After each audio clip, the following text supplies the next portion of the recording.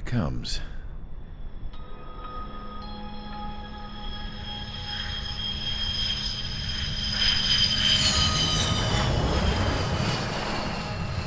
Mihai's looking worse. Thank God he has his granddaughters here to help him out. They're sisters, 15 and 10. Engaging the enemy in combat so we could use his physiological data to improve the drones had always taken a toll on Mihai's body. But today, he was really showing his age. The drones we based on his data were being taken down at a faster rate now compared to when the war began.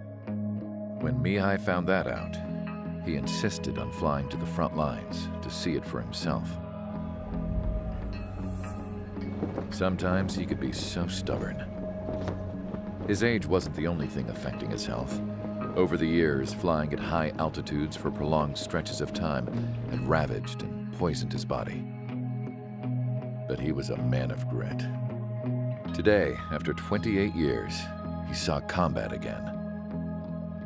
If his flight suit still wasn't good enough to protect him, I can't imagine how many Gs he hit today during the battle.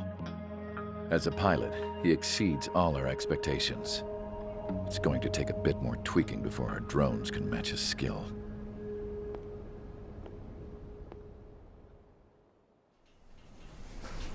How penal is this penal unit, you ask? This place is a shithole.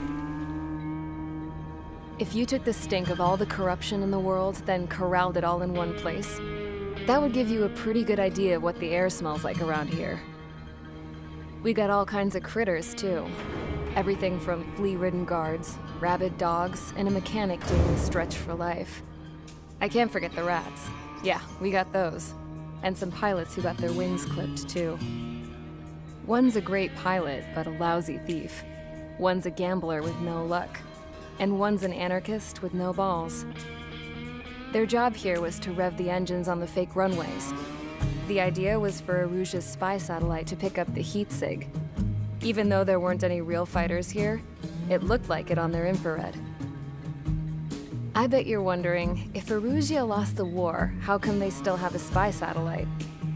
'Cause someone over there was smart enough to train a bunch of computer nerds to hack into half of Osia's satellites. That's how come. Every now and again, I'd try to bust out. And every single time, those damn dogs would drag me right back. When I was in my cell, I'd hear this voice coming from the guards room.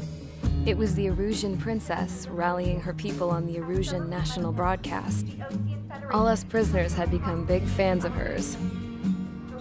You want to hear something funny? The guards were big fans too. I swear to God, every time she was on the air, they'd turn up the volume on the radio and sit there listening. I could see how someone like her could win the hearts and minds of soldiers and workers alike. When the princess said something, you could tell she meant every word. Lately, she'd been having more fun with her speeches, and that made her seem even more charming. You could say her charm was like a virus. Whenever she'd point out stuff that was wrong with Osia, the prisoners in here went nuts. Hell, if anyone knew how messed up Osia was, it was the prisoners. They'd shout, "Burn Osia down." No way am I just gonna sit here and rot away in this hellhole. Dark blue. Instead of building fake-ass planes to trick Erusia, I'm gonna build one that'll really take off. You can count on that.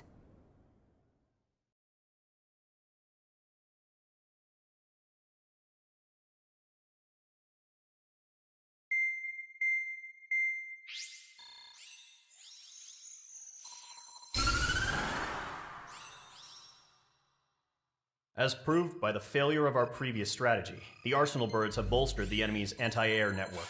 This will be difficult to overcome. However, we still need to get swiftly to the space elevator no matter what it takes. Someone there is counting on us.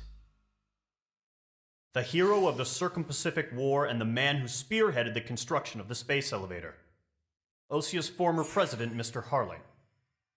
Mr. Harling was inspecting the elevator when the war broke out. He's been classified as missing since the elevator was taken over by the Erusian forces.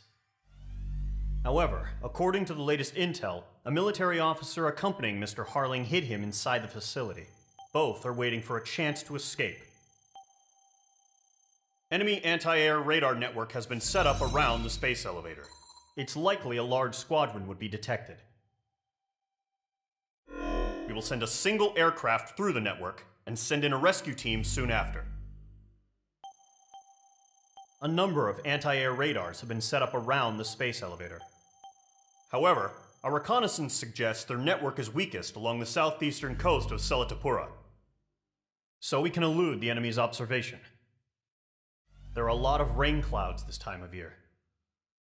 Flying through the clouds will enable us to stay hidden from their radar. If you happen to be detected by their radar, we will be forced to abort the mission. The lone pilot who will head up this strategy is you, Trigger. After you bust through, secure the rescue craft's landing zone by taking out the anti-air weapons. Gollum and others will arrive shortly for support. Provide escort for Mr. Harling's craft after rendezvous. Good luck out there, everyone.